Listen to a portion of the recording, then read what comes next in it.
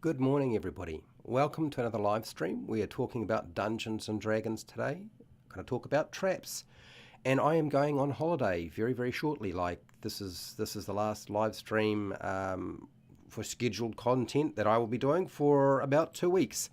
So let's hope this all works out. I'm checking my sound and my video.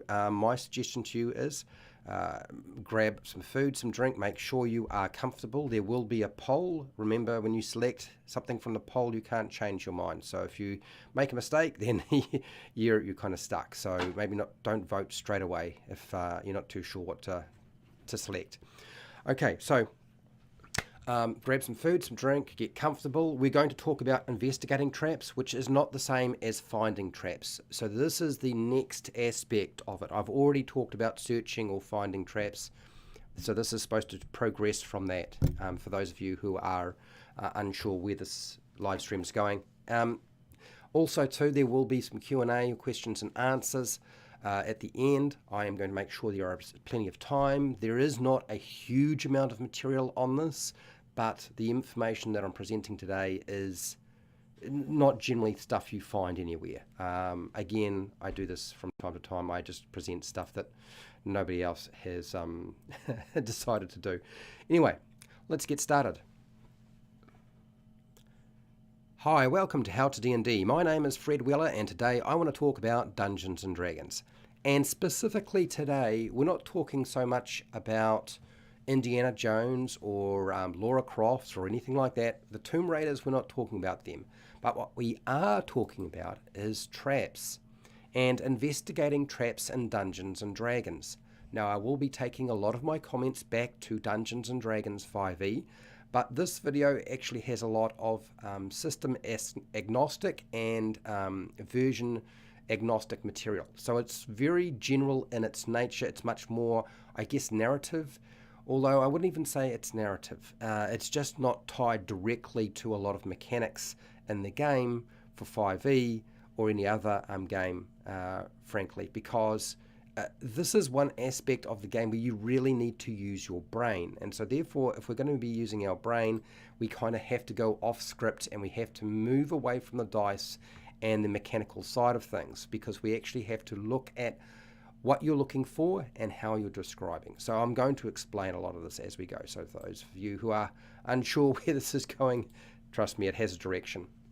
So the first thing I'm going to say is that you found signs of a trap. This usually means you've done like a spot check or a perception check or whatever requires you to use your senses in the game, and you've found something that you're pretty sure is a trap. Okay, there's some sort of trigger, there's some sort of plate, there's some sort of tripwire. So what do you do next? Because you can't just like, I found the trap and okay, I'm going to disarm it, because the nature of a trap actually helps you understand what's going on. So investigating a trap usually means you evaluate and assess the nature and purpose of this trap and how lethal the trap will be before you deal with a device. Because there's lots of different ways you can deal with a device, not just disable or disarm, okay? So that means once we've figured out what we're dealing with, then we decide to make a decision about how we deal with it, okay?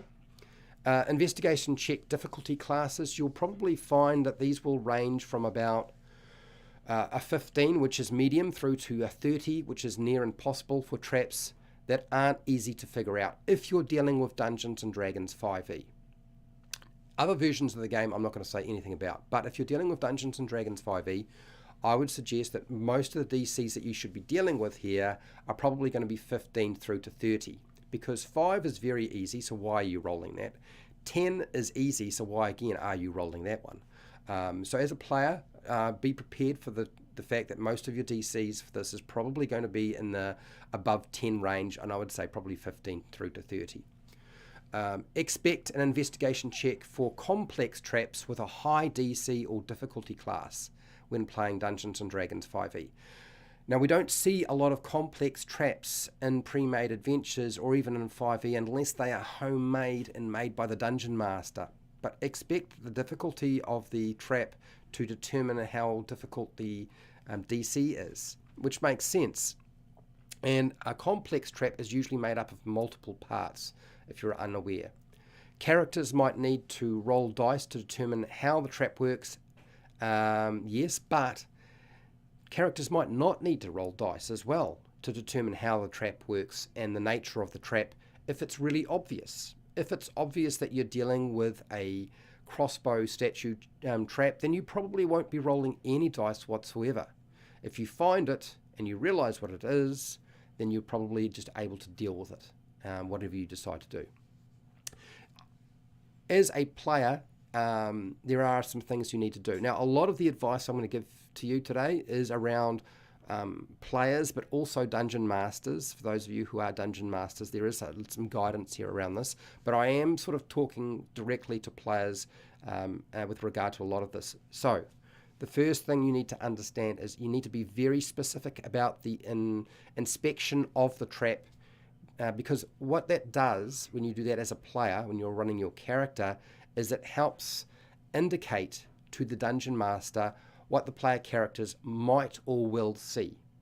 If you don't do this and you're not specific and you're just asking, okay, you're just relying on some sort of dice roll, that sort of actually means that you are now ultimately relying on a dice roll, rather than you may be able to eliminate that aspect by being very specific about what you're checking for and what you're looking for and where you're looking. Okay, as I said, there are some times when you won't need to make a dice roll. So what you need to try to do is to eliminate the dice roll that the dungeon master may use by being very specific about what you're looking for and how you're looking for it.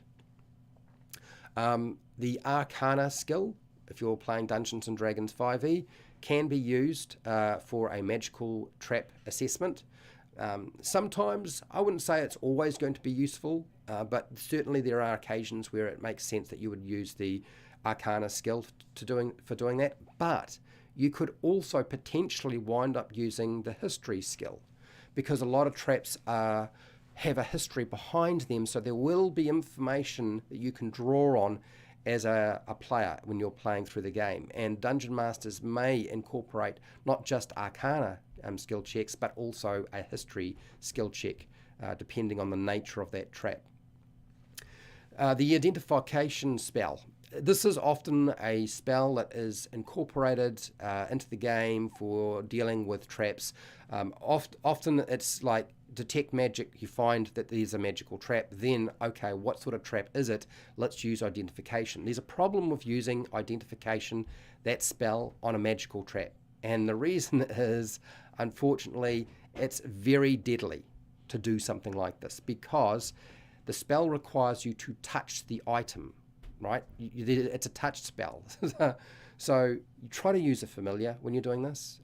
Try to incorporate the activation of your identification spell through your familiar, so that the familiar gets hit by the trap if it is triggered, because it may be triggered by trying to use identification on it. And that means that the caster can be a safe distance away from the trap while they try to figure out what it is.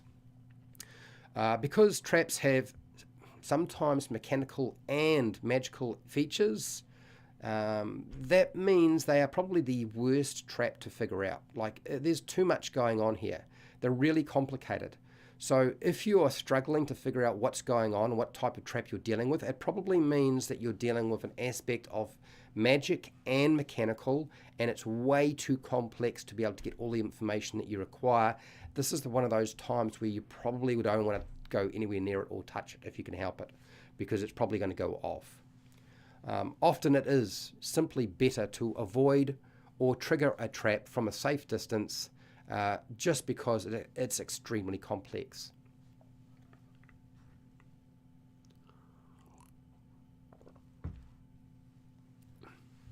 Okay, so there are different types of traps, and not just the same one.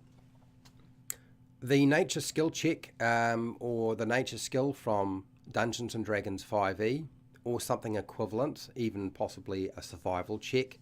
That survival skill might also be incorporated. They might be able to be used for outdoor hunting traps or outdoor traps. We're dealing with hunting traps, we're dealing with pits, we're dealing with a snare. It doesn't mean that a dungeon master will need you to roll dice. It may be simply sufficient that you are proficient in the nature skill or survival skill to actually learn the information you're after. They may not always be drawing on investigation as a skill in 5e.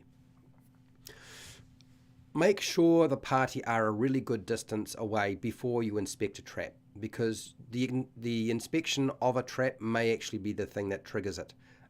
Just in case it triggers, you want to make sure everybody's a good distance away. The purpose of a trap can sort of vary. There's lots of different things that traps are designed to do. I know I hear a lot of people who say, well, traps are designed in real life to kill you. Well, no, not all traps are designed in that way. Certainly there are some that do that, but not all traps. So traps can vary. They might be designed to capture the victim. They might be designed to simply scare you away so you don't proceed. They might cause minor injuries so that you are reluctant to continue going on, or to simply put you off trying to proceed. They may maim you, like you might lose an arm, a leg, a finger, or potentially a head, which is probably going to be leading on to the next one, which is, yes, traps can also kill you. Now, older versions of the game, traps would kill you like straight away. Newer versions of the game have an approach where the process is a lot slower, or they're not actually designed to kill you, they're simply designed to drain resources in Dungeons & Dragons 5e. How you run your traps is up to you. I'm not here to discuss that whatsoever. I'm just here to discuss how you can investigate and find out about traps, okay?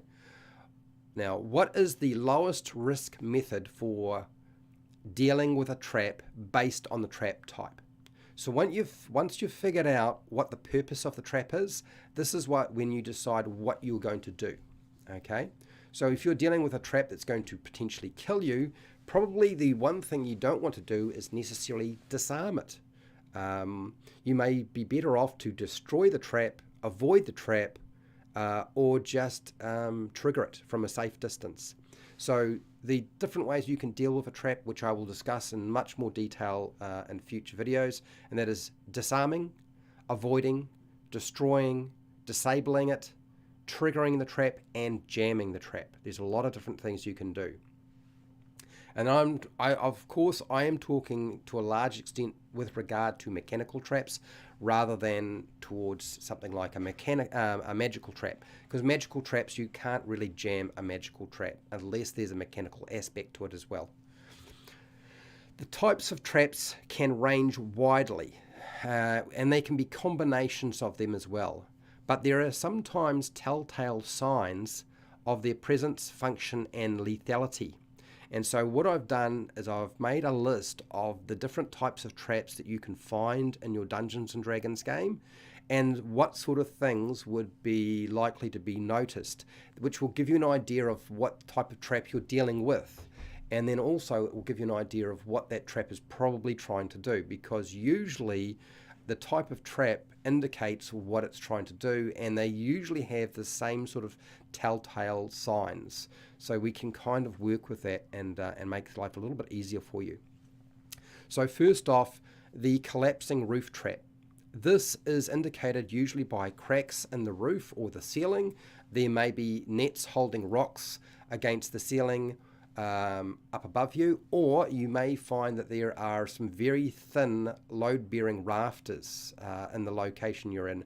You might notice that the rafters just don't seem to be as strong as they probably should be, and that would be done deliberately. There may even be cuts or weakening of the rafters themselves, and the idea is that, of course, that the load of that they're holding up will drop when something else happens to weaken the rafter completely. So what these things tend to do is their intention is usually to capture its victim, okay, or should I say collapse. Collapsing traps will block off areas, so you can't proceed, you can't continue on, or they will kill intruders. So they usually have two concepts. They're either going to capture you, they're going to stop you and block you, or they're going to kill you outright. Then there's another trap which is very similar in nature to this one, and that is the falling net and it's usually hung from the ceiling or rafters with the intention of capturing its victim. They're never usually intended to do anything other than to capture you. The fire-breathing statue. This will leave scorch marks or blackened marks on walls, floors, and ceilings, but it's usually only intended to injure you, so minor injuries, or block access so you can't proceed. It usually isn't there to kill you, although it can, depending on how many hit points you have and how frail you are. Now, something like the pit trap, you'll notice that usually these are marked by leaves on the ground if you're dealing with an open outdoor area. If you're dealing with an indoor area, it's often indicated by tiles on the floor, and these tiles may be uneven in nature, so they're not quite laid perfectly flat because whatever is underneath them is not completely solid, so they can't really lay flat on a hard surface. It's hard to lay a series of tiles or a single tile on a surface and keep it perfectly flat, and if you don't have a good secure base to it. And of course, a pit trap won't have a secure base to it at all. A pit or a hole, the purpose of these can be anything from capturing you to killing you outright. Usually if you're dealing with a trap which isn't too deep, a pit trap that isn't too deep, then it is probably there to capture you. If the pit trap is very deep, it may potentially be trying to kill you from the fall, but if that's the case, usually a pit trap designed to kill you has spikes at the bottom of it and they are poison tipped. Then you probably know, but you won't be able to see any of that. Okay, so that's not going to really help you. So a lot of variation with a pit trap. So you need to bear in mind, sometimes it's only to capture, sometimes to kill.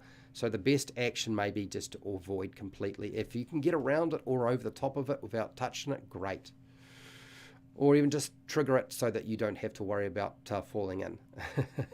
And then you've got to get away. You're going to have to make a bridge now. Make yourself a bridge.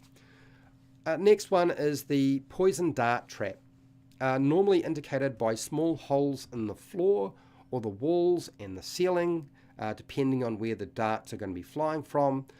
A poison dart trap is really designed to weaken the victim or slow them down or shut down their body functions and cause death eventually.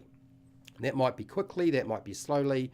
So there's a lot of different things that a poison dart trap will be trying to do. They may also be used in conjunction with another trap, so that's something to bear in mind. Another very similar trap to this, which is called the poison needle trap. This is usually indicated by, and it's not a dart that shoots out. You're not dealing with a poison dart. You're dealing with a needle, a very thin needle that sticks up and injects the poison into you when you activate it.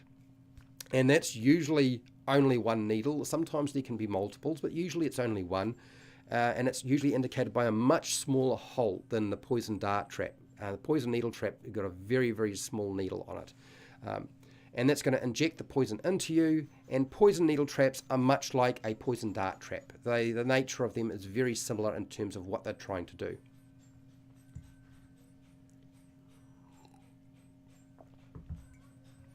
Okay. We're not finished. This list is quite long. I tried to be as extensive as I possibly could. Okay. The rolling sphere trap, or the murder boulder as it's often called. Very familiar. We know what it is. It's from Indiana Jones, the Raiders of the Lost Ark. It's one of the first traps we've ever seen that sort of stood out to people, was that great huge boulder rolling towards you. So a telltale clue that you're dealing with a rolling sphere, a rolling boulder, is there's going to be two grooves somewhere in the room or in the passageway, or you're going to find yourself in a place where there seems to be a semicircle canal, or there's rails, like any kind. They could be made out of stone, they could be made out of metal, they could be made out of wood, but there's going to be rails somewhere to actually guide that boulder. They are designed to squish a Tomb Raider. That means kill them, if it's not obvious. Potentially it could maim, but it's usually to squish them flat and also to trap a Tomb Raider, so blocking off an area so that they can't escape. And then, of course, they perish because they don't get a chance to take all their treasure with them that they've found, and they perish in that location from starvation and dehydration.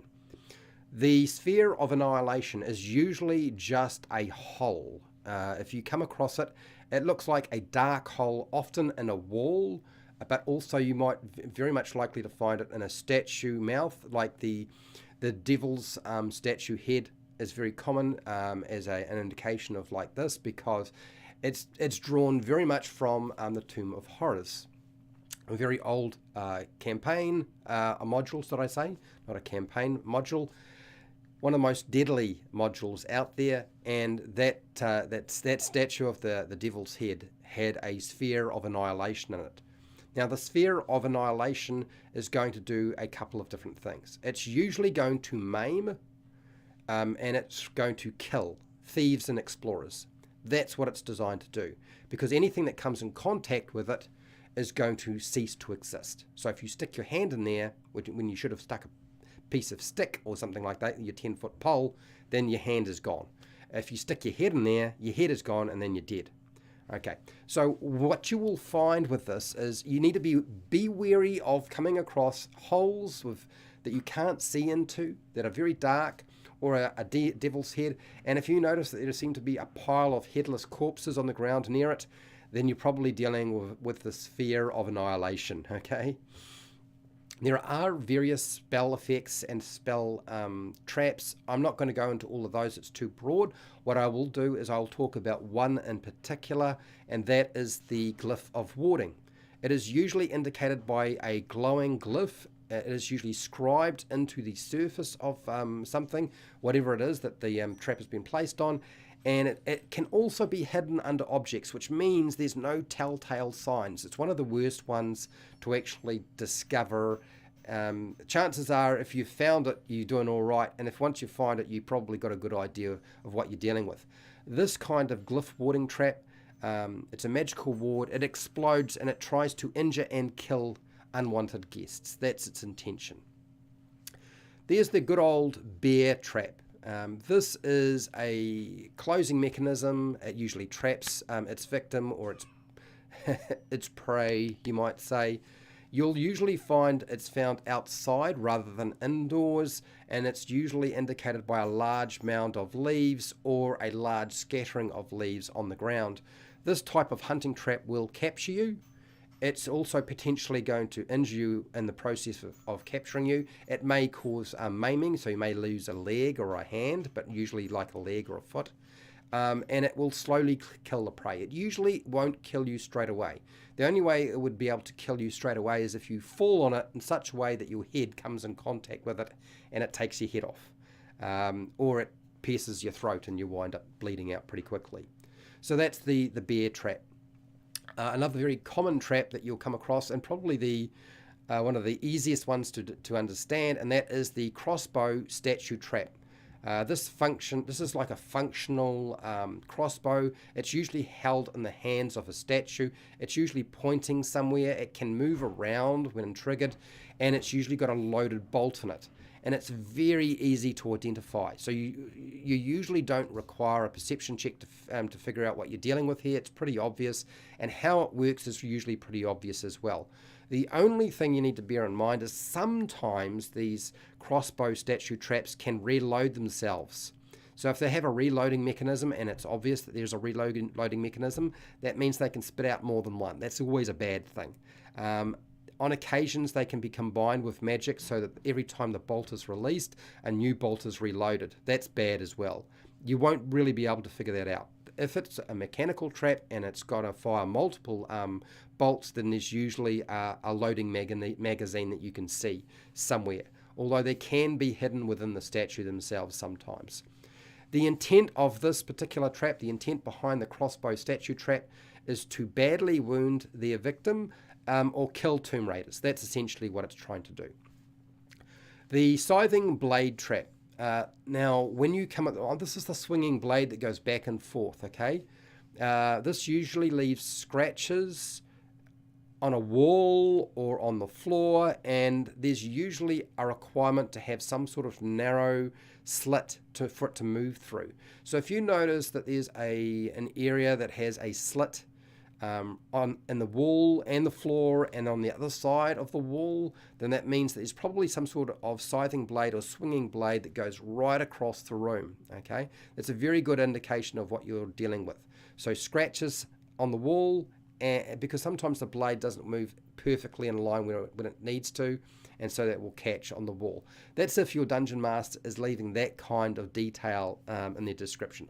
And they may not be doing that, but that's what I'm going to suggest. That's what you want to look for. This guillotine style trap is designed to maim and to kill interlopers. Like, it's going to take off a limb, or it's going to kill you if it hits the main trunk of your body or your head. A falling portcullis trap will have, now this is really basically a portcullis designed to drop down. A falling portcullis trap usually has bones or blood stains on the ground below, and it will be part of some sort of fortified gate. Like, a portcullis is a fortified gate essentially. So you're going to find little bits of bone, probably not all the bones. You might, if you find a big scattering of bones, that's a pretty good indication that something wrong with that portcullis. But blood stains is usually hard to remove, so they're usually still there, particularly if they're on stone or wood. They're not going to wash away that easily.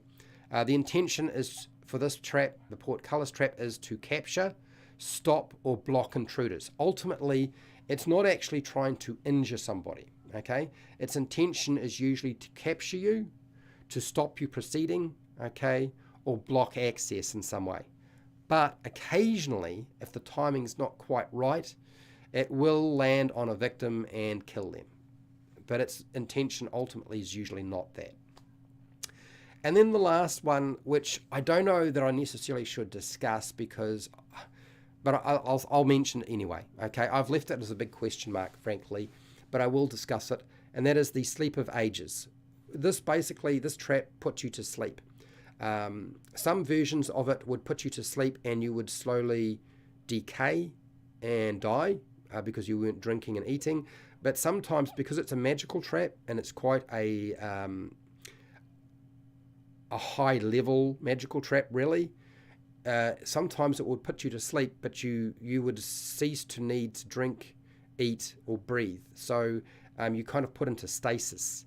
So unless somebody comes along and messes with you while you're sleeping, which is probably not a good idea because they'll probably wind up falling asleep as well. How would you notice that there's that kind of trap around? Usually you'll find somebody sleeping somewhere. There might be multiple individuals. There might be just one. And they seem to have been there for quite some time. So they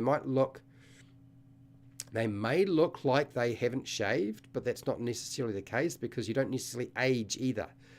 Something like the sleep of ages doesn't allow you to age, so you don't get older as well. But if you come across somebody who's sleeping in an area, that may be what you're dealing with. It's very hard to deal with this particular trap.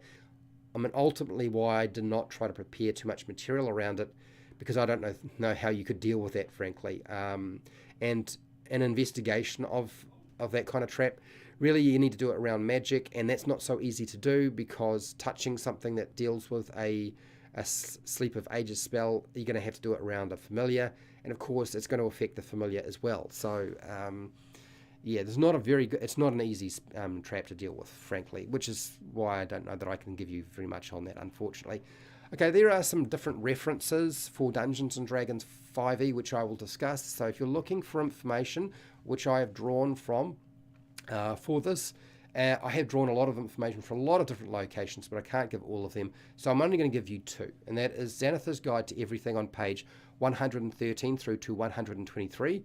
And then there's also the Dungeon Master's Guide, pages 120 through to 123. Now, you'll find with this, that in those books, that you won't find very much on investigating traps, like almost bare bone stuff. So the intention behind the designers, when Dungeon Masters adjudicate this, is you've got to make your own stuff up. You've got to figure it out yourself, okay? So select some numbers that you think are reasonable, and that's what it is. Players, when you're dealing with investigating traps and the Dungeon Master seems like they're not too sure what they're doing, or you get the impression that they're not following the rules as written, which they're allowed to do, you will find that they are having to make up all of this. Like there's really not a lot of guidance around investigating a trap. Now, for those of you who are wondering, what's the deal? What's the difference between using a perception check and an investigation check?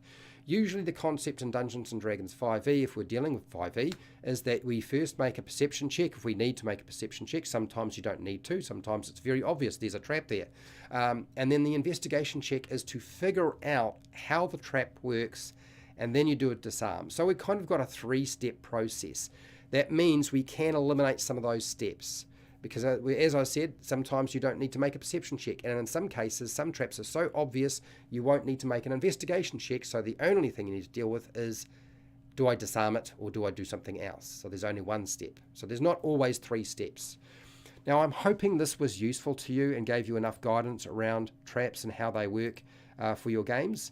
And if you're playing either Dungeons & Dragons 5e or you're playing a different version of the game, you're playing Pathfinder, remember, inspection of a trap is actually very important. It assists you in dealing with the trap, and if you don't do that step, even if it's obvious, great. But if it's not, and you don't do that step, it makes traps so much more dangerous to deal with.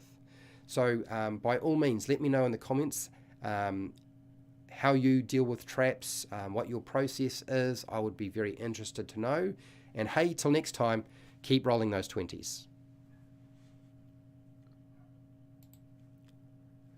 I'm just going to drink some water and then do a Q&A.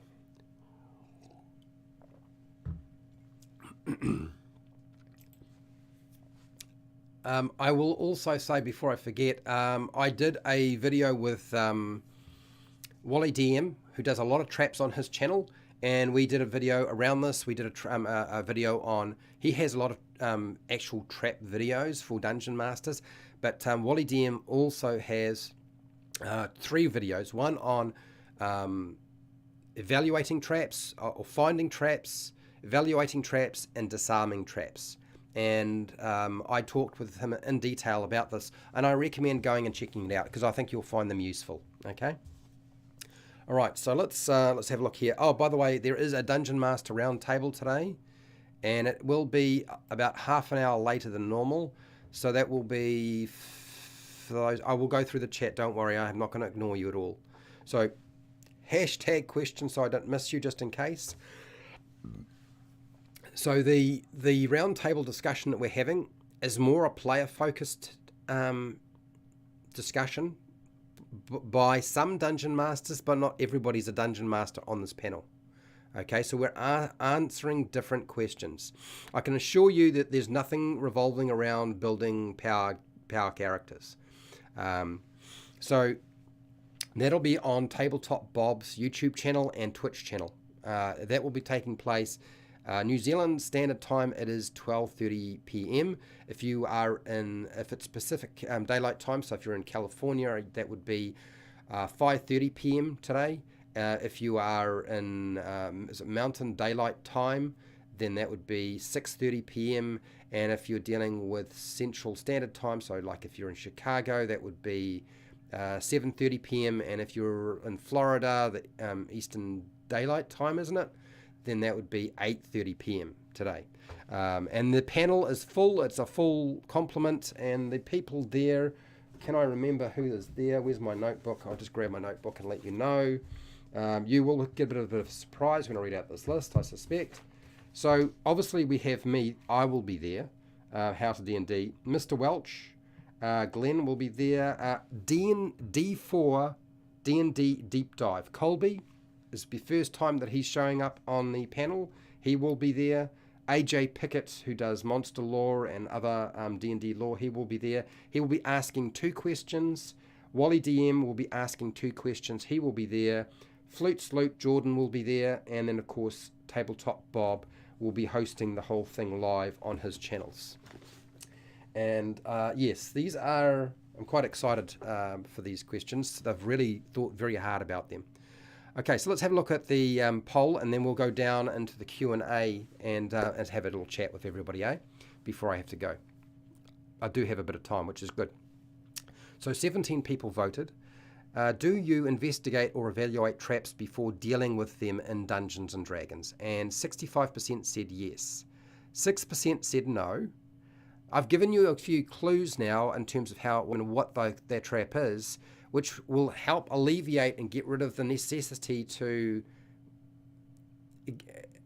Basically, gives you some tips and some hints. If the description is a good description, then those things will probably be telltale signs that will allow you to understand what sort of trap you're dealing with. And so that sort of helps alleviate and eliminate some of the dice rolling for you. So 6% said no, and depends is 29%. Okay, interesting. Good to know. All right.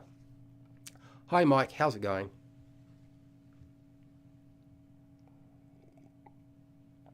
Okay, so you've heard of traps in Dungeons and Dragons, but you haven't actually come in contact with traps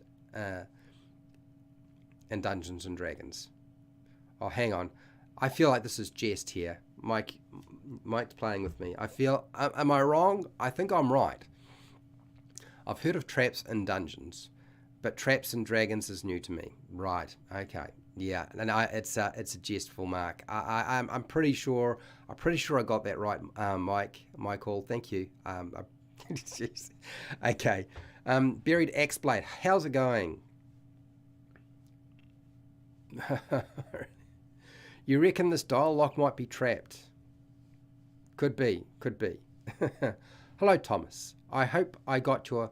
I don't know that it's you. You're from the Czech Republic. Okay. Welcome to the stream.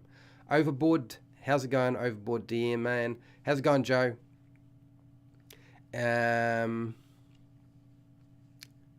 So if players use detect magic on a magic trap, does it have a school of magic? Maybe abjuration, or does it depend on the trap? It depends on the trap, right? If you're casting detect magic, which you can, and you can do that from a distance, we're kind of talking more about finding the trap rather than determining much about it. The problem with trying to determine the school of magic on a trap is it is partly useful, but look, most magical traps will be evocation. They'll tend to blow up and cause damage. They do things that cause energy damage of some kind, but they don't always do that. Sometimes they're a bit odd. Abjuration is possible, but as I said, evocation is probably the most common one that you'll come across if you're using detect magic.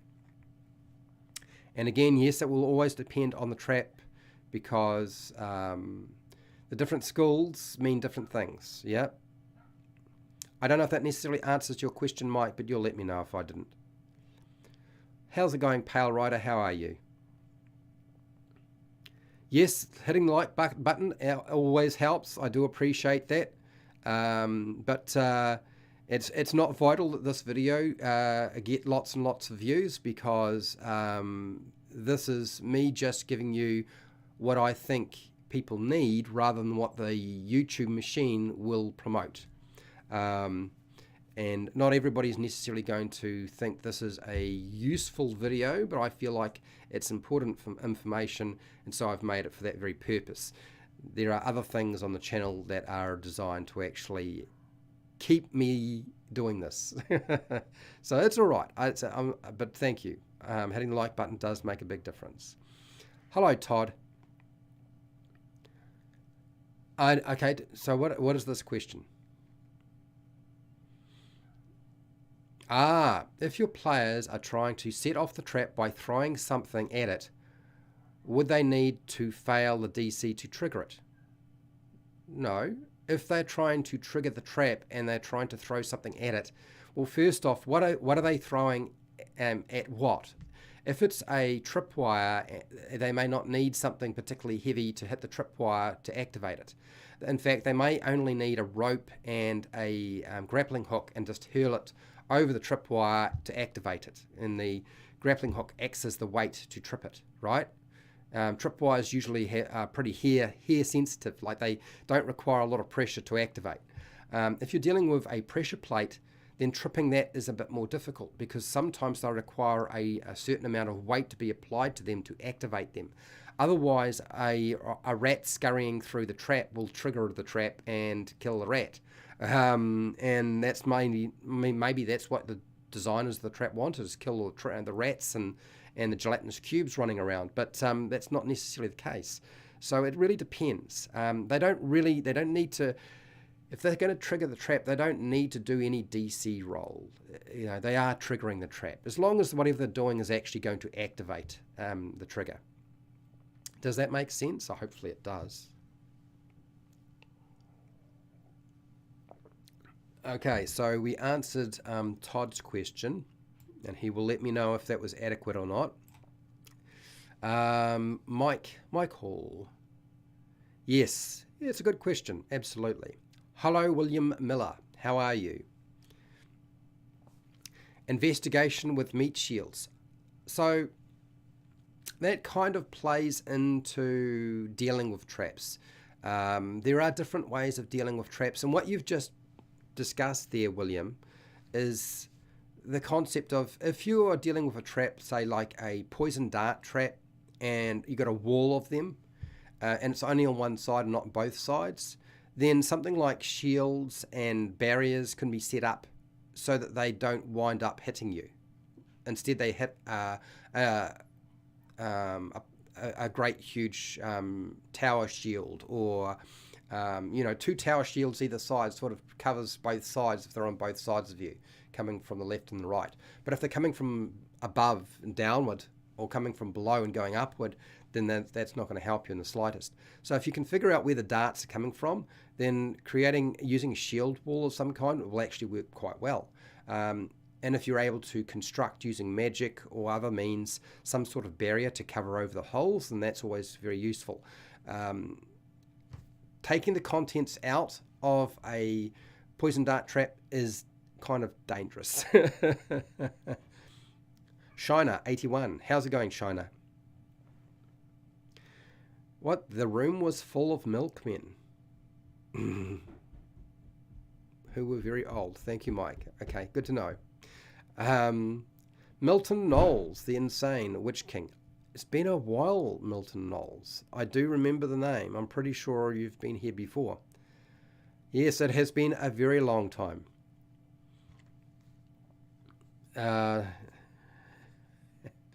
Okay. Putting one of your friends to sleep. Okay, good. What do you got here, Todd? Okay, so you're welcome, Todd. So, for those of you who are wondering what's going on, since there aren't any more questions at the bottom of the chat, so if you want to ask questions, now's the time. I'll answer questions outside of trap stuff. I know it was a joke, Mike. I got the joke. It took me a little while. I was a bit slow off the mark there, but I figured out the joke. So what am I doing? Okay, obviously in a few hours I'll be doing a Dungeon Master Roundtable, but I'm going on holiday for 2 weeks. I need a break. During my break, there will not be any live streams on the Friday of this nature. So there will not be any prepared material that I deliver, whether it's for Dungeon Masters or for players. It just won't be available, okay? I'm also taking a break from running the Lost Mine of Phandelver Dungeon Master tutorials that I run on a different day, which is Sunday for me and Saturday for anybody in North America. And the reason being, I need to finish those classes up. Like they take a lot of time to prepare, and there's a lot of research that goes into them and a lot of planning, and yeah, so I need to finish those. During my holiday, I will be going and purchasing Journey Through the Radiant Citadel. I will probably not be doing a review on that book. Okay, I've had quite enough backlash from both sides regarding that book. I just do not want to be a part of that nonsense, but I am definitely going to buy the book. Whether I tell you whether it's a good book or a bad book, I don't know that I'm necessarily going to say that. We'll see. I doubt it. I'm also going to buy Monsters of the Multiverse, even though I think it's a pile of shit. The reason for is, one, I'm kind of angry that a lot of people have put out reviews who haven't really indicated, I think, in a fair way what that book is. And I will probably have a rant about that book because I'm not happy about it. But also I'm buying it because I'm going to be running at some point a beginner character creation class. And this is not designed to do power builds. This is to help people who are struggling doing the character creation to actually do that. I want them to be able to play the game. Okay, so because of that, I'm buying Monsters of the Multiverse because it's got all the new stuff for the races, ultimately. And I know it's, yeah, so that's what's going on there. Okay, so what do you got here, Overboard? You're going to be running Death House later this month. Okay. You need trap rules. Look, there is a whole series on Death House, but you probably already know that, Joe. So, yeah, if you need to check out those videos, go for it. I give you as much advice as I possibly can. Okay, so just to get another idea of what's going on, while I'm on holiday,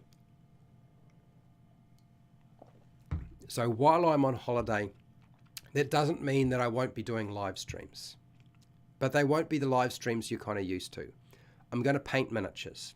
I find it much more relaxing because I won't prepare any material to talk about. That won't happen.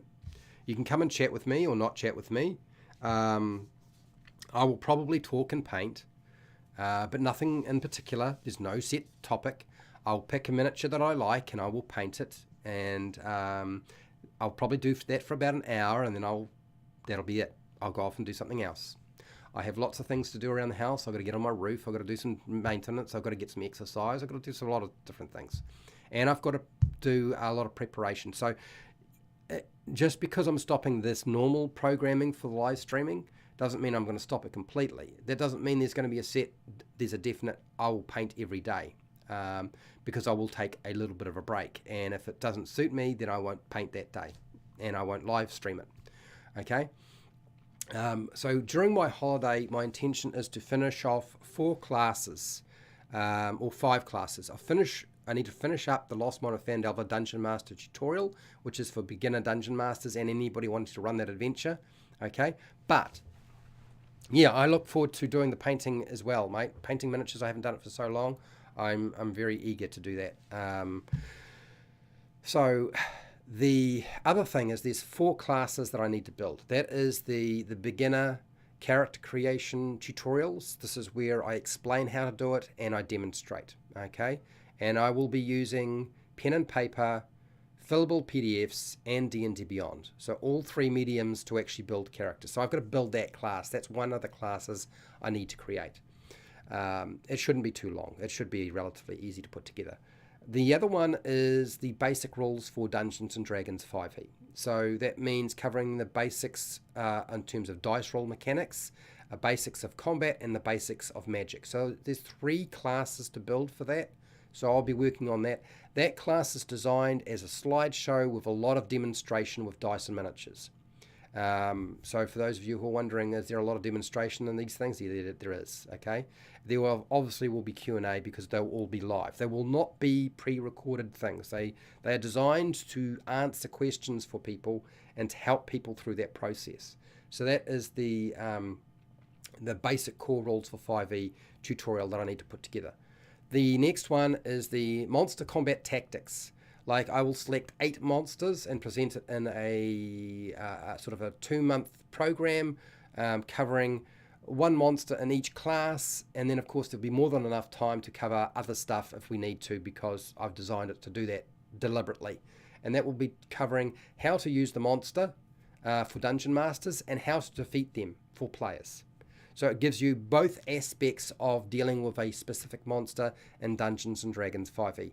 I have selected for the first round the most popular monsters, the most common monsters used by people, including a dragon. Okay, so that's one of the other classes. And then the final class, which I'm hoping will be a good spearhead for those people transitioning from the Lost Mine of Phandelver and those of you who are Dungeon Masters and need to get stuff done, is a 8-week class on Dungeon Master preparation.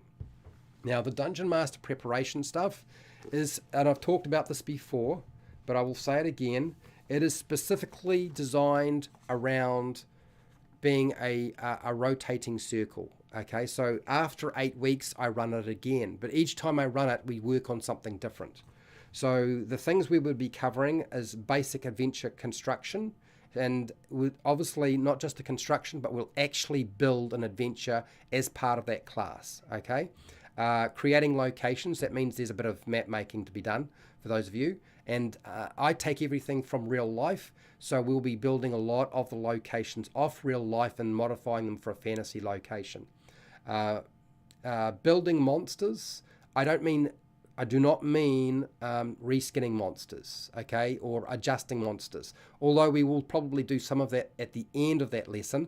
No, building from scratch a particular creature, monster, we'll build it from scratch and show you that process. So I'm going to explain the process and then I'll show you how to do it and we'll actually build it. So there's something out there at the end for you. Creating NPCs, so I'll explain and we'll build some NPCs, and I suspect we'll be able to get quite a few done in a lesson. Creating magic items. Comes up quite a lot. So the intention is that there is a class where I show you how to make magic items that don't cause you abundant problems as a dungeon master, okay? And also to expand on some of the things that are lacking in the Dungeon Master Guide. So we will expand on that as much as we can and give you as many tools. That means we're not just going to explain how to do it, we're going to actually build some magic items which you can use and incorporate in your game, okay? Learning to improvise. So I'm going to present you with a couple of different methods for learning to improvise in your game that you can practice and incorporate into your game as you are running your game. So it's kind of like practice while you play, okay? And we'll do some practice in the lesson or tutorial for that as well. There is world building, so I will explain how to build a world, and then we'll build a world in that lesson. Now I know what you're thinking, how can we possibly build a world in 1 2-hour block? Because it's me. That's why, okay? I'm sure other people can do it as well. And I know actually other people can do it. You'll be fine. It's all right, okay? It can be done. We're also going to be covering skill challenges. I'll explain how skill challenges work, how to take the 4E mechanic concept, bring them over to 5E so they actually work for you. Because often people get confused about that. I've talked about skill challenges. Now the idea is not just to explain how a skill challenge works, which is a series of events or challenges that you have to get the group to engage with. We will actually build some. We'll actually make some that you can use in your game. So that being an 8-week program, the intention is that once we go through, you should have an adventure that you could use or not use or modify, or you would have built your own while I built one. You'll have some locations, you'll have some new monsters to use, you'll have some new NPCs, you'll have some new magic items, you'll have some different worlds that you will have either built with me, that you can use mine, or you can use whatever you built while we're doing the class. And you'll have some skill challenges that you can incorporate into your game. So every 8 weeks, when we cycle through again, we'll do a different adventure, a different location, a different monster, different NPCs, different magic items, a different world, and a different skill challenge. And that will be ongoing. I think that will probably give Dungeon Masters all of the tools they need and a good excuse to sit down with me and just make stuff. Okay? But I'm going to give it a lot of structure behind it so that even if you've never been in those tutorials, you'll know what you're doing. Does that make sense? Now, Ben, I need to answer your question. I see you've got a comment there. I think it is a question anyway. Ben, I need to figure out a good way to do trap processes for an upcoming Dungeon Delve game, and I can't have PCs checking every 10 feet. Yeah, so that's why you have passive perception. That's why you incorporate passive perception into your game. The intention behind the design is if the players say we were searching for traps, you don't have them search for traps, okay? What you do is you say, if you're looking for that sort of thing, we will just use passive perception. If you don't like that, your other alternative is, if they are looking for traps, is you get them to make 1 dice roll to cover the inspection of the entire place as they journey through.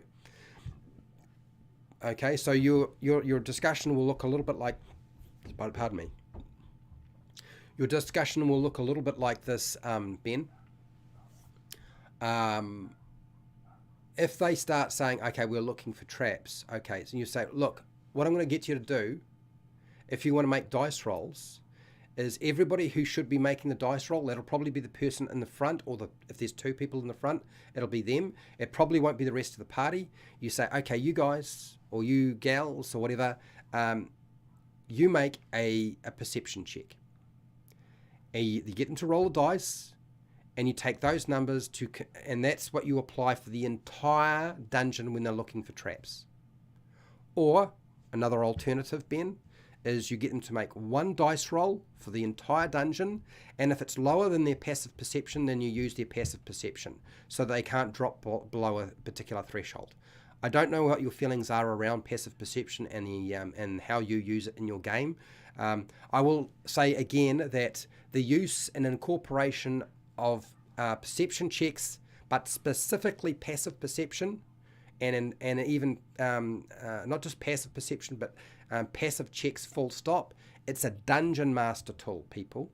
So as a dungeon master, you need to make a decision about when you want to use it and how you will use it, because there's actually a lot of different ways provided in the player's handbook on how you would incorporate it in your game.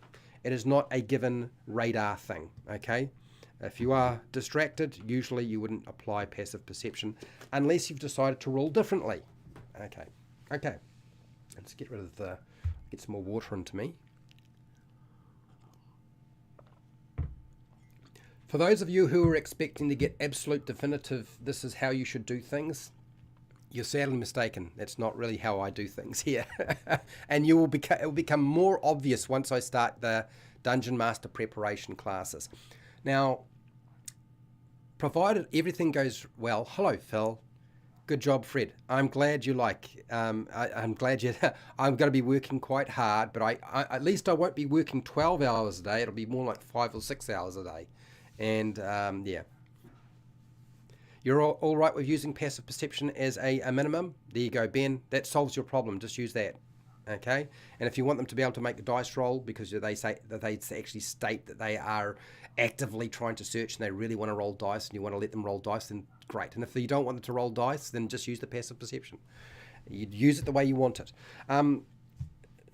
My hope is that the Dungeon Master preparation stuff will really consolidate that process of collaboration with other dungeon masters and generating ideas. So as we run this class, you guys will be feeding information and ideas to me, and I will build that out, and all of that stuff will wind up on Patreon, and everything you can get off Patreon, I think it's $1 a month is the lowest you can pay, and you get everything, because there's no tiers on my Patreon.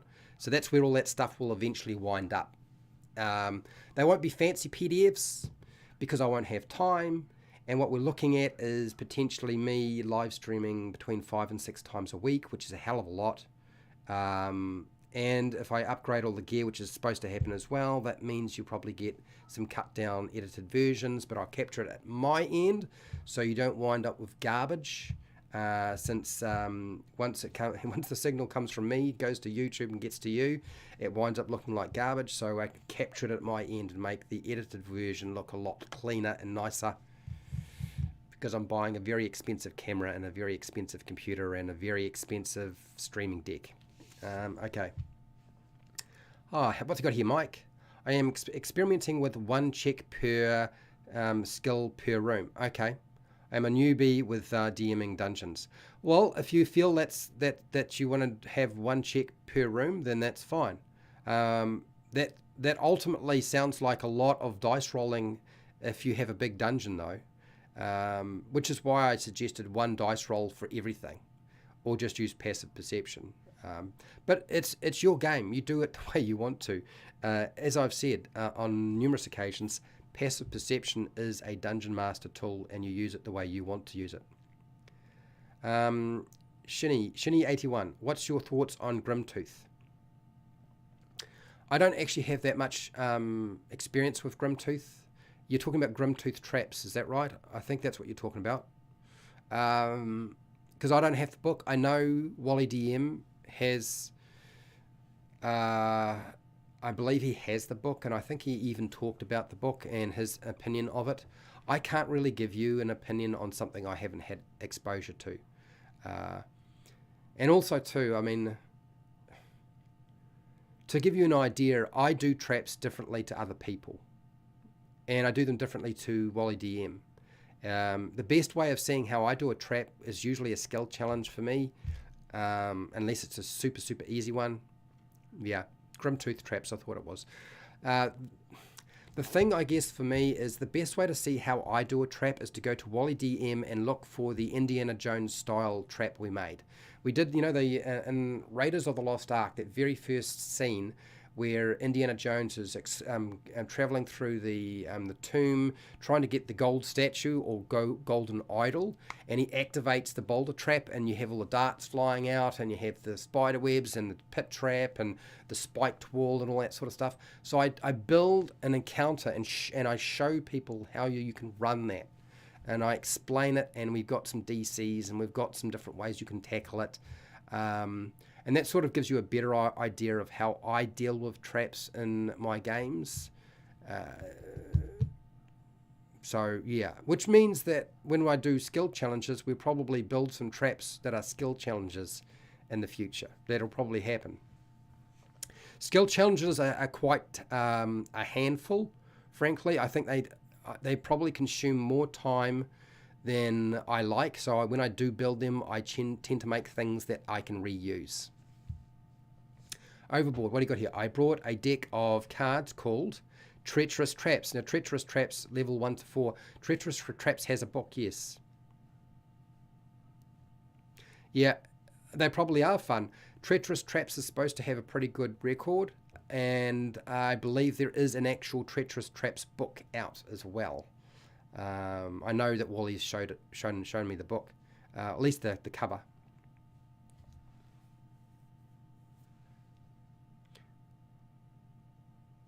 Gotcha. The ceiling is lava, and there is reverse gravity in the room. Haha, you're dead, isn't it? I don't know. I have never actually looked in Grim Tooth, so I don't know what they've got in there. But reverse gravity and the ceiling is lava seems pretty ruthless. Yeah. So, yeah, I am looking forward to skill challenges too, because what we'll do is I'll build all the skill challenges that are very basic that you can reuse, like things like an avalanche, you can use a storm at sea. There's a whole bunch of them that are pretty common. There are action scenes rather than anything else. Okay.